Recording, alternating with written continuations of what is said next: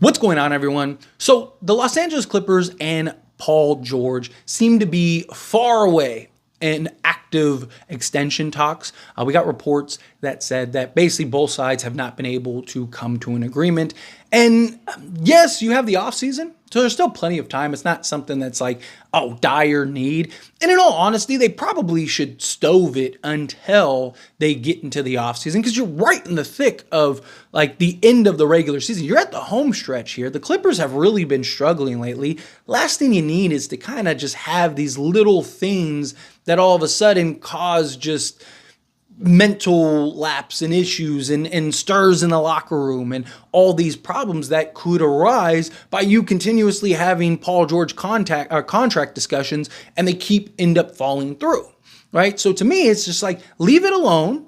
You guys can't come to sides right now. That's fine. Pick it back up in the offseason after maybe you have some success. Now, it also depends on how you want to look at that though, right? If you're Paul George, you may want to get it done now because you may be able to convince them to give you a max now. Where in the offseason, let's say the Clippers end up losing in the first or second round again, right? Do the Clippers go, yeah, we definitely need to re-sign Paul George? Or do they look at it as like, we really need to retool and reshape this thing, right? We've tried the Paul George and Kawhi Leonard experiment for several years now, and it just hasn't worked. It's not working the way that you need it to work. So hey, we got to move off somebody. Let's re-sign James Harden.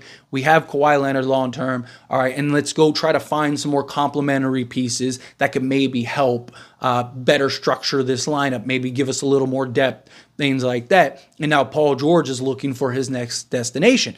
The other side is like, if you're the Clippers, which kind of plays into like, I don't know why they just don't wait, because let's say that they do win the championship. Right? Now, there is the possibility that Paul George goes, well, now I'm a champion, right?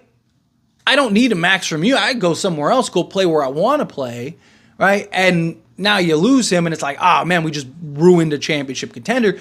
But also, you could look at it as like, if we win the championship, then it's an easy, hey, here's a max Paul George. We're trying to repeat. We're trying to go back to back. So let's keep all the key pieces intact. Let's keep the 3 stars intact, and let's see if we can go, double up this season. So to me, it is kind of one of those like fine lines in which like, which route should they take?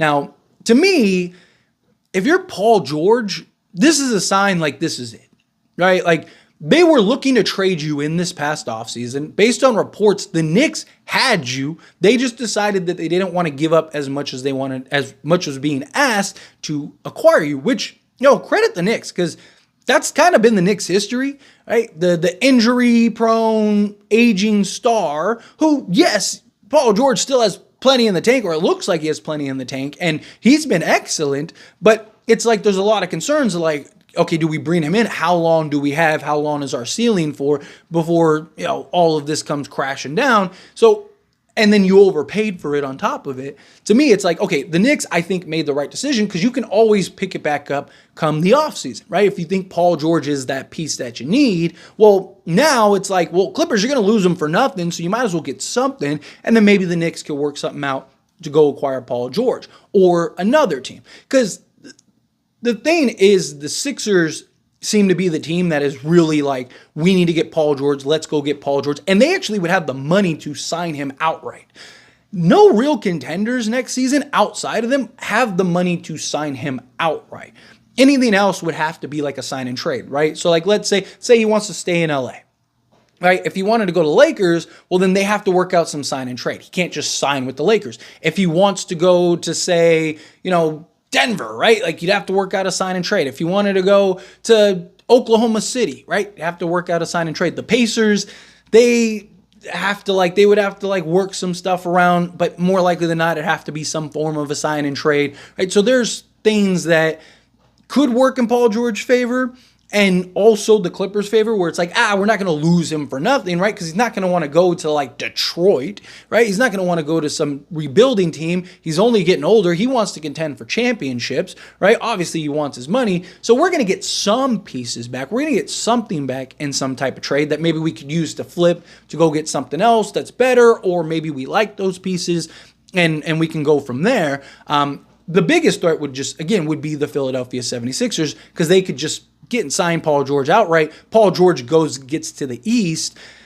I mean, Maxey, Paul George, and Joel Embiid that'd be tough, real tough. And then at that point, you're just kind of trying to fill in the gaps, fill in the pieces, which, you may already have those pieces. So it'll be interesting to see how it plays out.